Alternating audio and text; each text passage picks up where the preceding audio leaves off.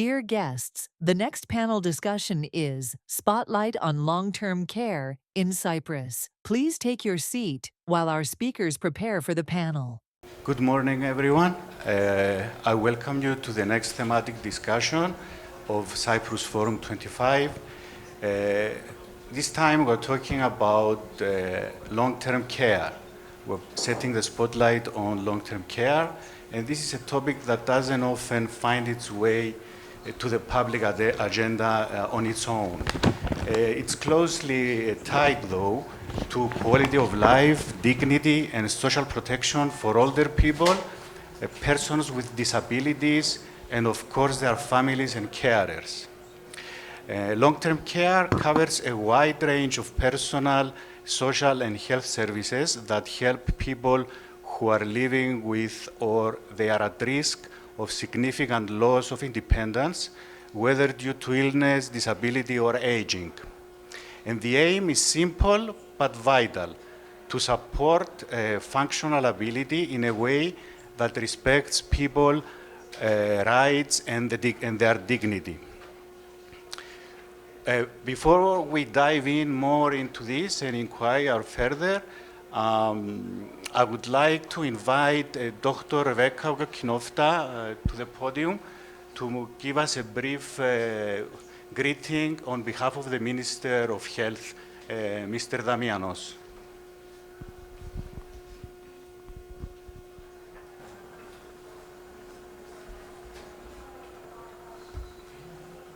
Καλημέρα. Στα ελληνικά ο χαιρετισμός του Υπουργού, ο οποίος βρίσκεται στο εξωτερικό.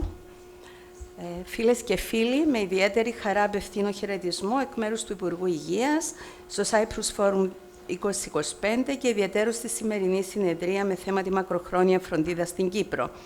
Η γύρανση του πληθυσμού δεν αποτελεί πλέον μελλοντική πρόκληση.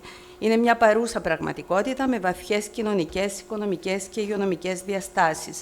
Η αναγνώριση της σημασίας της μακροχρόνιας φροντίδας, τόσο σε επίπεδο πρόληψης, όσο και σε επίπεδο παροχής υποστηρικτικών υπηρεσιών, αποτελεί προϋπόθεση για μια κοινωνία που σέβεται τα δικαιώματα και την αξιοπρέπεια όλων των πολιτών της. Ως Υπουργείο Υγείας, θέτουμε την υγιή και ενεργό γύρανση στο επίκεντρο της πολιτικής μας.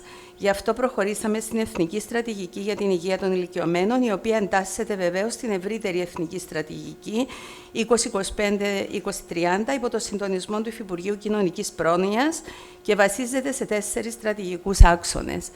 Την πρόληψη με τους εμβολιασμούς, προσυμπτωματικούς ελέγχους και αποτροπή ατυχημάτων, την υγιή γύρανση με έμφαση στη ψυχική υγεία, τη σωματική δραστηριότητα, τη σωστή διατροφή και την κοινωνική συμμετοχή, το φιλικό περιβάλλον με προσαρμογή των υποδομών, ενίσχυση της κατοίκοφροντίδας και καταπολέμηση των ηλικιακών διακρίσεων, την έρευνα και εκπαίδευση, ώστε να στηρίζουμε τις πολιτικές μας μαζί με τις απαραίτητες γνώσεις και τεκμήρια. Παράλληλα, συστήσαμε την Εθνική Επιτροπή για την Υγεία των Ηλικιωμένων, η οποία λειτουργεί συμβουλευτικά προς το Υπουργείο και προάγει τη διεπιστημονική συνεργασία όλων των αρμόδιων φορέων, εξειδικευμένων κέντρων και ακαδημαϊκής κοινότητας. Κυρίες και κύριοι, η μακροχρόνια φροντίδα δεν είναι απλώς ένας τεχνικός όρος, αλλά και δείχτης πολιτισμού. Αντανακλά τον τρόπο με τον οποίο αντιλαμβανόμαστε την κοινωνική συνοχή, την αλληλεγγύη μεταξύ των γενεών και το δικαίωμα όλων σε μια ζωή με ποιότητα. Η συνεργασία όλων, περιλαμβανομένων των επαγγελματιών υγείας, των οργανώσεων της κοινωνίας των πολιτών, αλλά και της ακαδημαϊκής κοινότητας, είναι σημαντική, ώστε να χτίσουμε μια πραγματικά ολιστική προσέγγιση στην υγεία και τη φροντίδα όλων. Συγχαίρω θερμά τους διοργανωτές του Cyprus Forum για την επιλογή του θέματος και για την προσφορά τους στο δημόσιο διάλογο γύρω από την κοινωνική πολιτική. Σας ευχαριστώ θερμά και εύχομαι κάθε επιτυχία στις εργασίες σας. Michalis Damianos, Υπουργός Υγείας. Thank you very much, Dr. Kokkinofta. And indeed, we have here with us today a very distinguished panel with friends and who express a pluralism of voices on long-term care.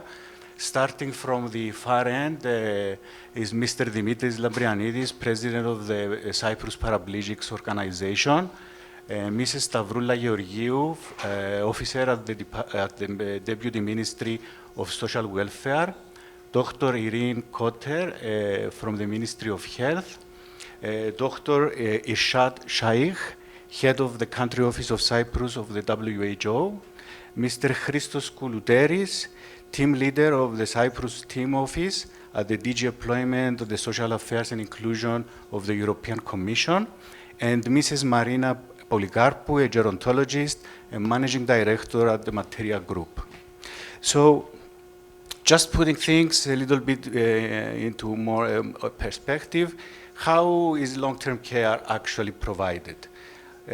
Long-term care usually lasts over long periods of time, and that is where one of its main challenges lies. It's not just about medical treatment or nursing care, it also touches on the social and human aspects of everyday life. This may mean help with grocery shopping, bathing, cleaning, or simply social interaction. This is where long-term care goes beyond the boundaries of a healthcare system like M.Sc and takes on a broader social care and identity, without, of course, overlooking the important part of M.Sc itself. In Cyprus, most of the support still comes from families, friends, and community. Professionals such as nurses and social workers do contribute, but their role remains smaller compared to many other European countries. We know that Cyprus is aging fast.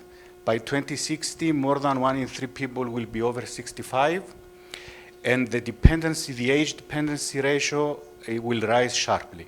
At the same time, the people with disabilities make an important part of our population, and as a country, we are committed through the UN Convention we have ratified to ensure independent living, rehabilitation, and social inclusion.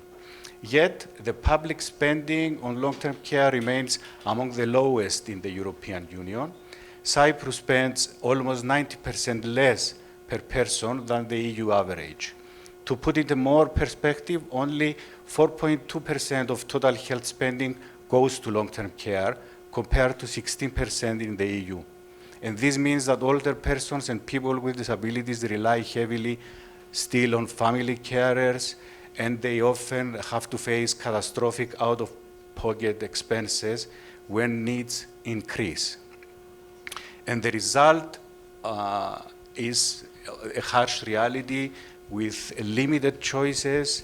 When dependency grows, many forced into institutional care simply because there are not enough home or community-based options. On the positive side, though, we do see important efforts. The state has expanded financial support, particularly for vulnerable groups, and has widened access to subsidized services. The development of a strategy for active aging is also a welcome step forward. But we must ask, is this enough? And with these opening words, I would like to again welcome everyone and our panelists and give the floor to Mr. Koulouteris to give us the context in the European Union and how is this managed. Okay, thank you, Marina, thank you, the panelists, and also thank you for participating to this conference. I will try to summarize briefly, what we have in the European Union. In the European Union, we adopted the European care strategy.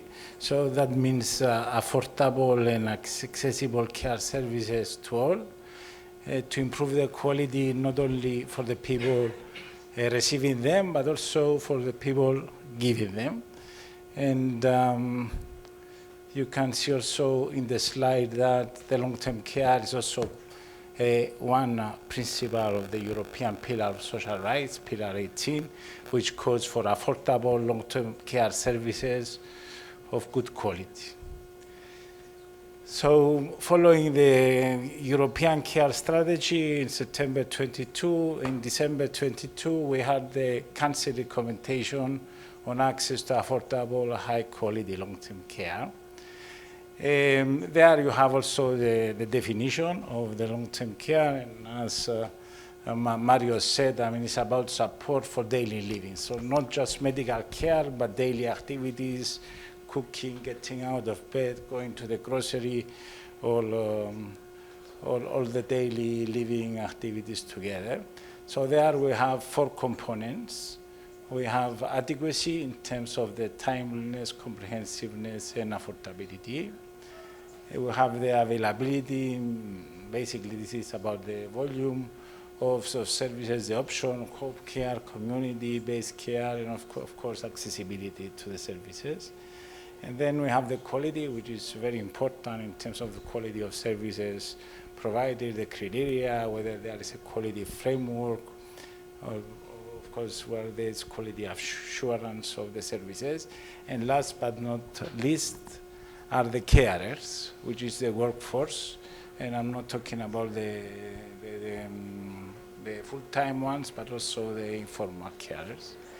And for all this, we have prepared some graphs we go through. Okay, unfortunately, on the adequacy, our data is 2016, so it's a bit old. We are waiting now, the OECD data from 2024. But what the 2 graphs show is that on the first one is the public support for long-term care.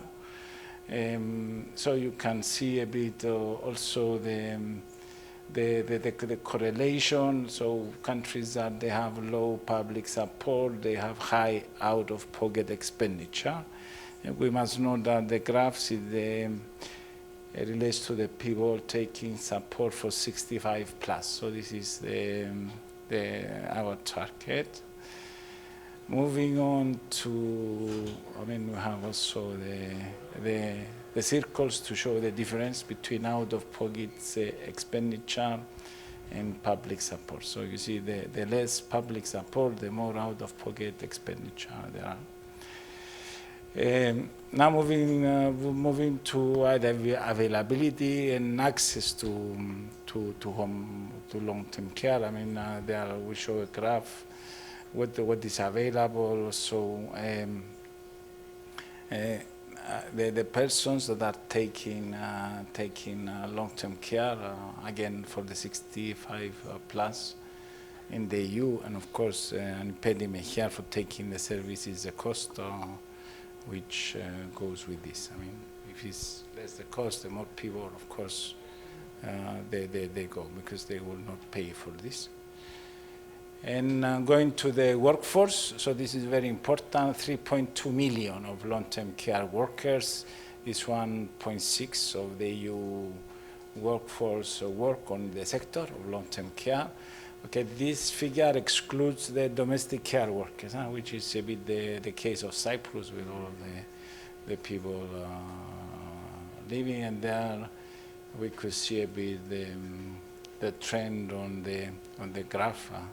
I was asked to be quick, so I would not elaborate much, but okay, we can come back to this later, yes, Christos. Yes. Thank you. Dr. Shaikh, what is the WHO doing to help countries meet the care and support need for the populations? Thank you. I think that's the question of the day. So 2021 to 2030 is the healthy aging decade by United Nations General Assembly and the World Health Organization. And WHO has been tasked to implement this decade by first supporting member states with person-centered integrated care and primary healthcare response that is responsive to elderly people, support the countries and member states with access to long-term care for older people who need it, whether it's community, whether it's home, or it's nursing home. And then I think one critical aspect that EU colleague also mentioned was fit for purpose healthcare workforce. I think that is an element I was discussing with Dr. Maria also before coming here. Coming from US, 20 years leading health systems at the state level, where we saw the abundance of nursing homes, but the quality of care, and you talked about quality of care, how quality of care lags behind, and also for the supporting and enabling elderly people to stay at home. You normally or routinely required some support of family members with low-skilled health workforce, so personal care or domestic care workers like you mentioned. So it is something that can be supported and enabled at the membership level with relatively little cost investment. So that is something we are working, and then also modernizing education and training for the health workforce. And lastly, I think with leveraging artificial intelligence, telehealth, and remote monitoring for routine care, supporting the membership on that. Some lessons that came out, blessing in disguise from pandemic, that the elderly you could provide through telemedicine and monitoring health while the elderly stayed at home. So these are the 5 major sort of areas under which WHO, under the Healthy Decade, is supporting member states. Thank you, Dr. Shaikh. These 5 dimensions actually could ring an alarm and probably put on the table the proposal for long-term care universal coverage. Exactly. Or a long-term care system. You mentioned, sorry to interrupt, but you mentioned universal health coverage. And universal health coverage, long-term care coverage. For long-term care is affordable care where they need it, when they need it, and without any financial hardship. That's similar to the general health system, but with the long-term care dimension. Dr. Cotter, how does the Ministry of Health approaches long-term care? Is the integration of long-term care services in ESC an option? And what is the degree of this integration?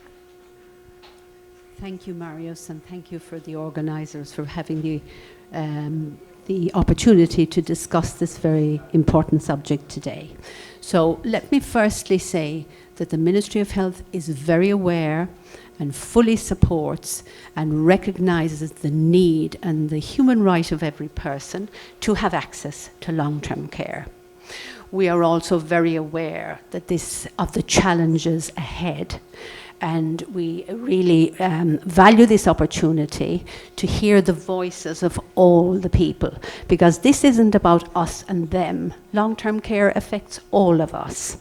So let me say at the start that the Ministry of Health has proceeded with the help and expertise of the WHO office here in Cyprus to begin to perform a population health needs assessment.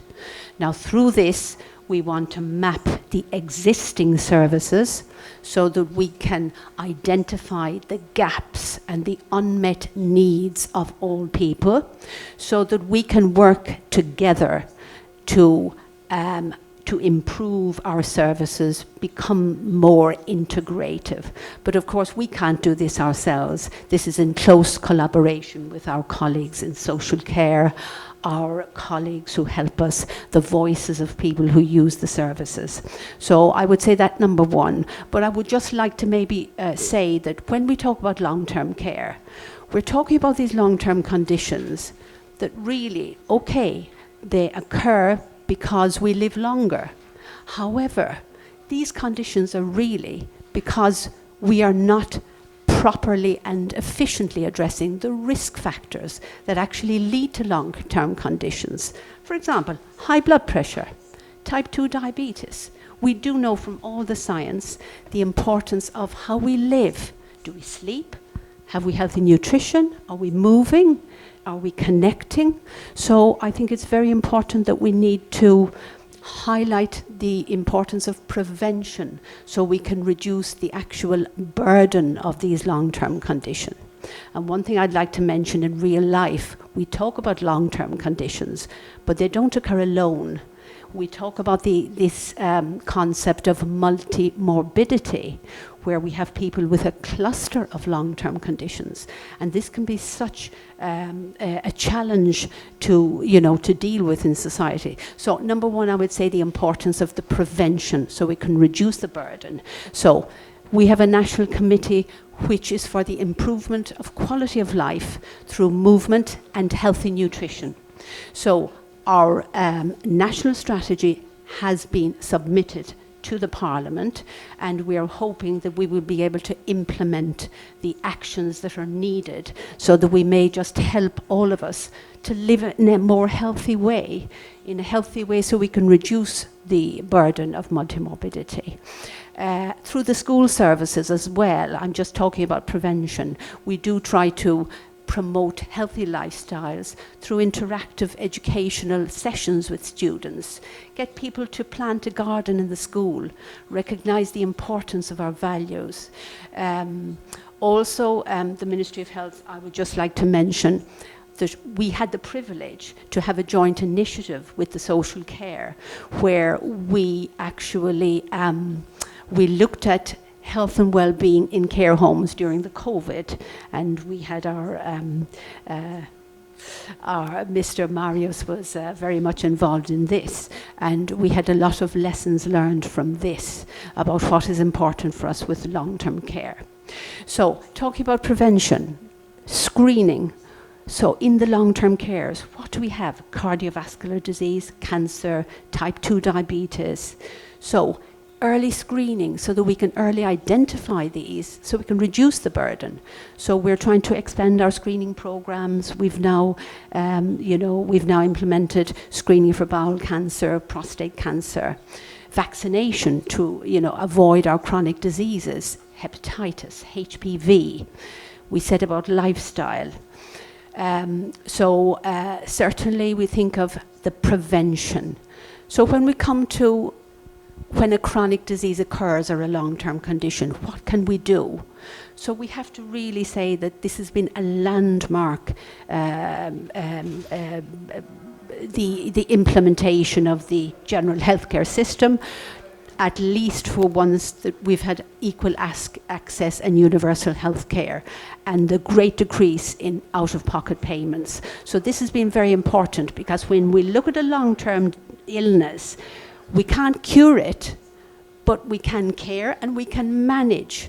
So if we manage long-term care conditions in an efficient way, we can reduce the burden afterwards in long-term care. So are these conditions managed well? And we need to emphasize the importance of the primary healthcare team and the community.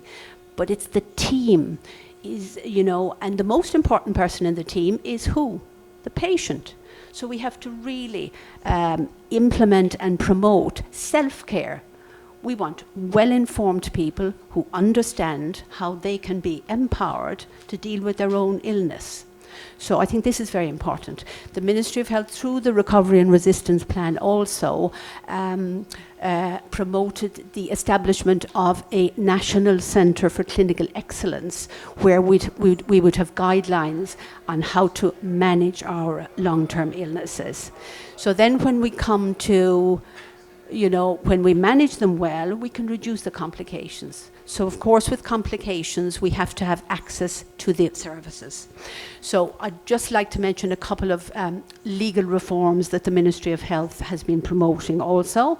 Irene, yes. Sorry, we can come back to the legislation bills at the later point. So just the last word I would really want to emphasize: compassion. When we train our carers, they are of great value and they're a vocation. So we have to care with compassion. Okay, thank you very much. Thank you very much, Irene. I think there was a lot of useful and beneficial information there. I hold the importance of the integration of primary care in long-term care, and this comes irrespective of any socioeconomic status, and this is actually why it's important to be universal and to promote health and lifestyle at the primary care level, be this with regards to disability or aging. So in a similar tone, Mrs. Georgiou, I would like to ask you how the Deputy Ministry of Social Welfare approaches long-term care. Well, I will start from the question you had before. Is a national strategy on active aging enough?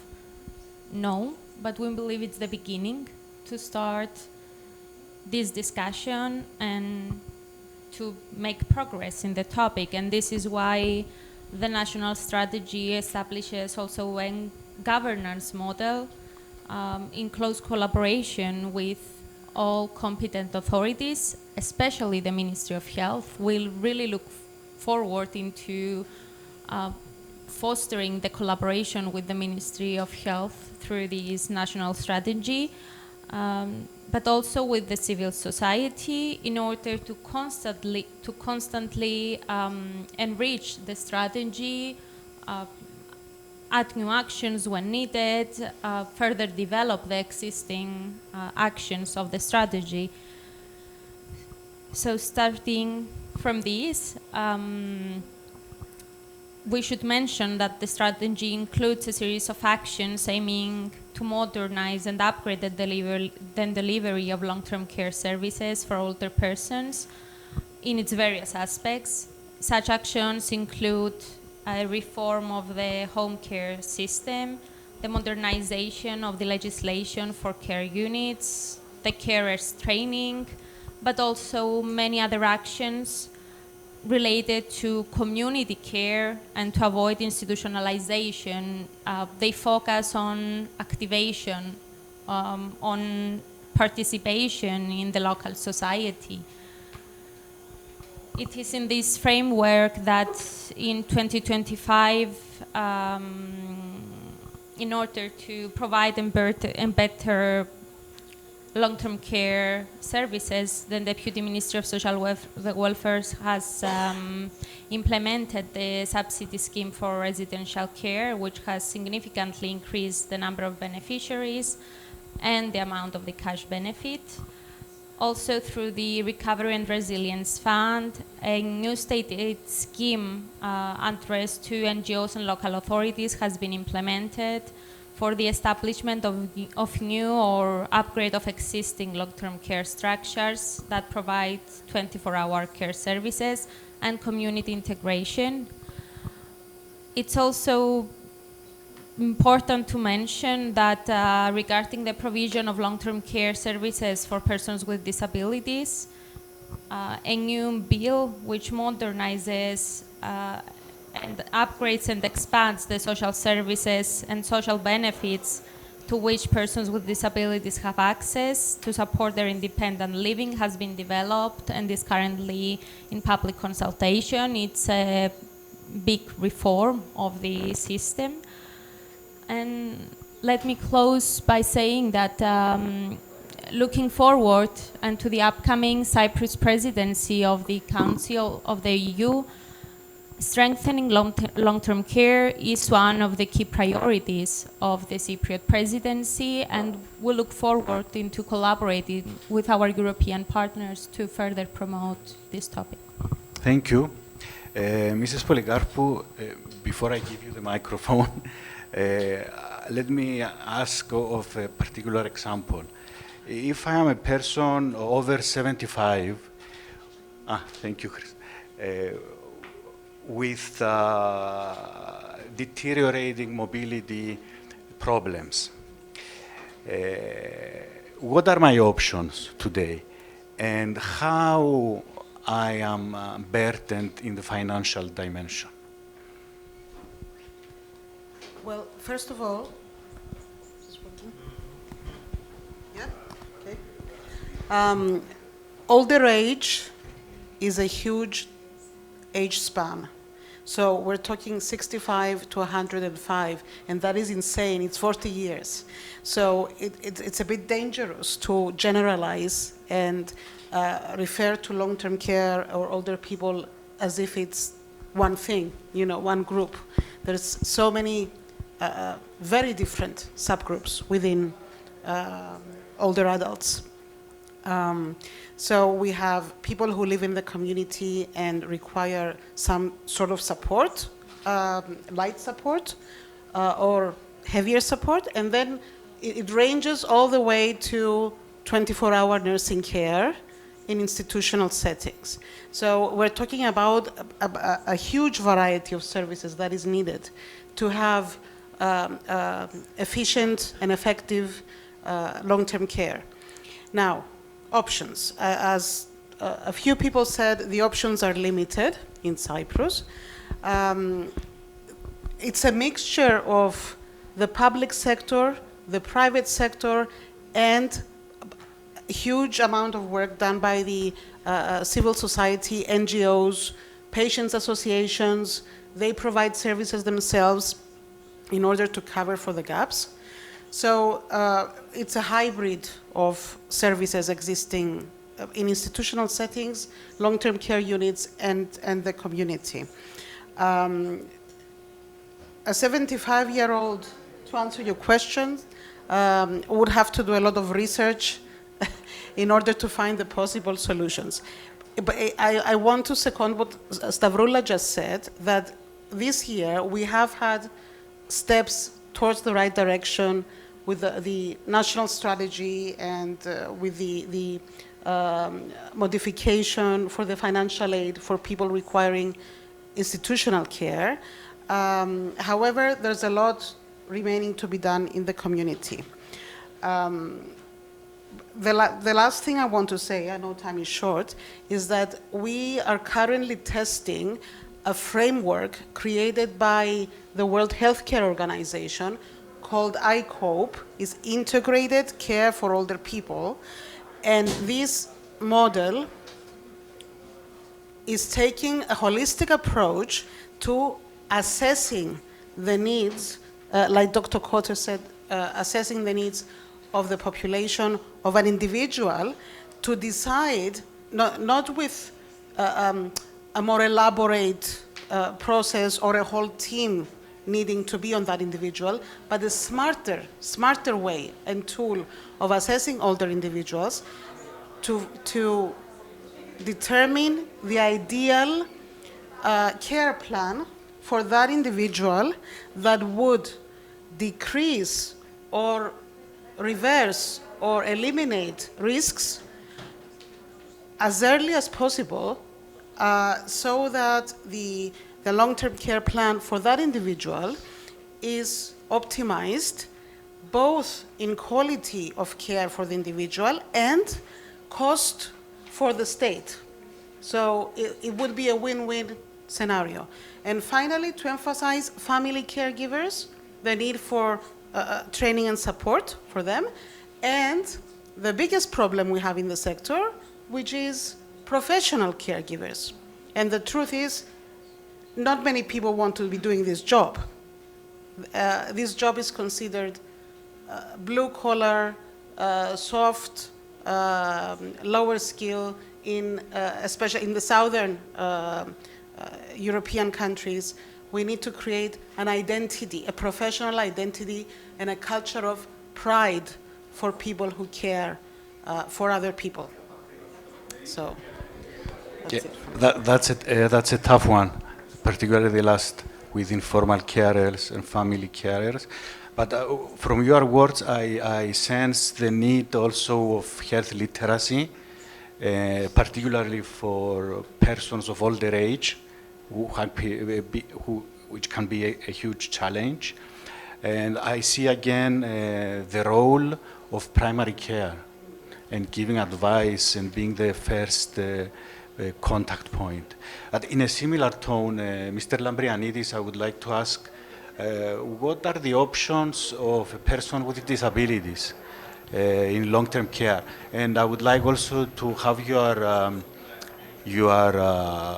opinion on the financial burden imposed.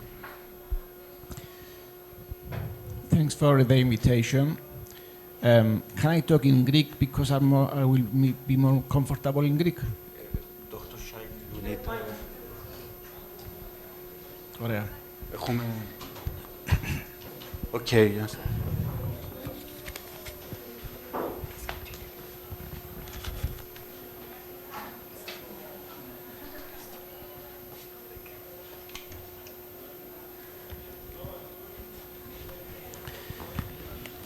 Ευτυχώς που με καλέσατε και έχω την ευκαιρία να σχολιάσω και να δηλώσω κάποια πράγματα μέσα από τις εμπειρίες μου ως πρόεδρος της Οργάνωσης Παραπληγικών Κύπρου και ως εκπρόσωπος τύπου της Ομοσπονδίας Ασθενών Κύπρου. Είναι πολύ ωραία να μιλούμε για το μέλλον, να μιλούμε για σχεδιασμούς, να μιλούμε για ετοιμασία νέων νομοθεσιών, να μιλούμε για την πρόληψη, αλλά την ίδια στιγμή να αγνοούμε ότι εκατοντάδες ή χιλιάδες συνανθρώποι μας στην Κύπρο σήμερα, η οποία Κύπρος τα τελευταία 2 χρόνια έχει πλεονάσματα περισσότερα από 1,5 δισεκατομμύριο ευρώ, πολλοί συνανθρώποι μας ζουν στο σπίτι χωρίς βοήθεια, χωρίς να έχουν τα λεφτά να πληρώσουν για να πάρουν βοήθεια. Αυτοί που έχουν λεφτά δεν έχουν ικανοποιητικά λεφτά, γιατί αυτές οι υπηρεσίες είναι πανάκριβες. Και την ίδια στιγμή να αντιμετωπίζουμε προβλήματα, να εντοπίσουμε προσωπικό ως φροντιστές, γιατί στη χώρα μας το επάγγελμα του φροντιστή δεν είναι κατοχυρωμένο. Ενώ την ίδια στιγμή αντιμετωπίζουμε τεράστια έλλειψη σε νοσηλευτές και η πολιτεία δεν κινείται προς την κατεύθυνση να κατοχυρώσει το επάγγελμα του φροντιστή. Εμείς ως Οργάνωση Παραπληγικών Κύπρου έχουμε την τύχη να λειτουργούμε ένα έργο φροντίδας κατοίκων για άτομα με τετραπληγία και παραπληγία, το οποίο χρηματοδοτείται από την Ευρωπαϊκή Ένωση, από το Ευρωπαϊκό Κοινωνικό Ταμείο. Και πραγματικά νιώθουμε ιδιαίτερα τυχεροί και ευλογημένοι που είχαμε την ευκαιρία να αντλήσουμε χρήματα από το ESF Plus και να υλοποιούμε αυτό το έργο και να προσφέρουμε σε συνανθρώπους μας με σοβαρές αναπηρίες κατοίκων υποστήριξη για να μπορούν να ζουν με αξιοπρέπεια, να μπορούν να ζουν χωρίς να νιώθουν βάρος στην οικογένεια και να μπορούν να ζουν όπως επιθυμούν. Γιατί, ξέρετε, η μακροχρόνια φροντίδα αφορά την δυνατότητα να ζεις όπως θέλεις και να ζεις στο σπίτι σου, αν είναι δυνατόν, χωρίς να αναγκάζεσαι να μπεις σε ιδρύματα. Δυστυχώς, η χώρα μας δεν πληρώνει αρκετά προς αυτή την κατεύθυνση. Και αυτό το δείχνουν οι αριθμοί. Και χωρίς λεφτά, όσους σχεδιασμούς, όσα σχέδια δράσης, όσες νομοθεσίες και να ετοιμάσεις, δεν μπορείς να εξυπηρετήσεις την ανάγκη. Γιατί η ανάγκη χρειάζεται ανθρώπινο δυναμικό, το οποίο θα εργαστεί για να προσφέρει υπηρεσίες. Και περιμένουμε από τη χώρα μας πολύ περισσότερα σε χρήματα, σε πόρους προς τους πολίτες. Άλλωστε πληρώνουμε φόρους και περιμένουμε να λαμβάνουμε υπηρεσίες για να ζούμε με ποιότητα. Και η αλήθεια είναι ότι τα άτομα με αναπηρίες που έχουν σοβαρές ανάγκες μακροχρόνιας υποστήριξης κατοίκων, αλλά και πολλοί συνανθρώποι μας οι οποίοι έχουν σοβαρά προβλήματα υγείας, τα οποία πλέον δεν μπορούν να κάνουν κάτι για να λυθούν, χρειάζονται υποστήριξη κατοίκων, δεν την έχουν.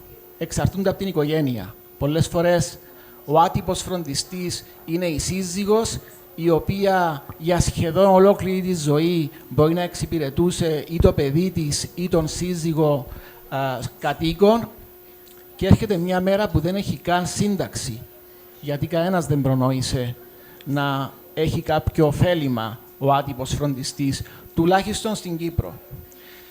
Τονίζω τη σημασία που έχει η κατοχύρωση του επαγγέλματος των φροντιστών για να μπορούμε να έχουμε προσωπικό να εργαστεί. Όλοι αναγνωρίζουμε ότι υπάρχουν τεράστιες ανάγκες και τα επόμενα χρόνια θα είναι αυξητικές οι ανάγκες για τέτοιες υπηρεσίες.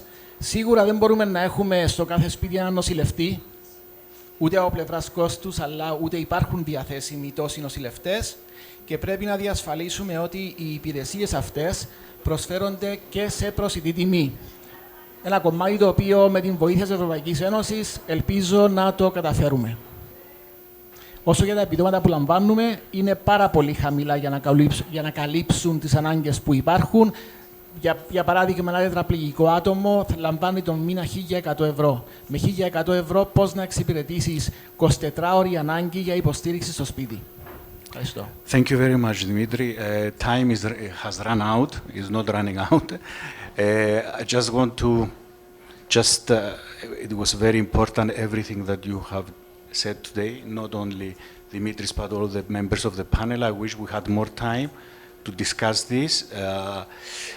The positive point is that for the first time, long-term care on its own, it's on the agenda. And I'm just bringing a memory of the period before the general health system and the very high private payments we had for healthcare, the exposure to catastrophic expenses and all kind of social burdens, and just put on the, maybe is a good time to discuss and put on the agenda the creation of a long-term care system of universal coverage. This, of course, will need to come with an additional cost for everyone, but I think it's time to discuss this. So by this, I would like to close the Christos, just very quickly. Just very quickly. I mean, okay. I mean, going back to my presentation and what I hear from the speakers. I mean, we have the long-term care recommendation that was brought up, but we ask also all the member states to make a national implementation plan. So all the member states now have a national implementation plan on long-term care with measures to improve the quality of services.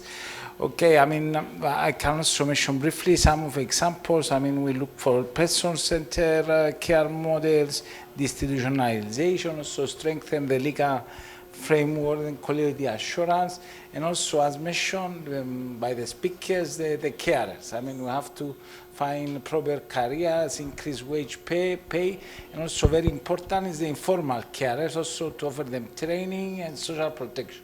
I think these elements are key for improvements to the long-term care system, and I leave you there.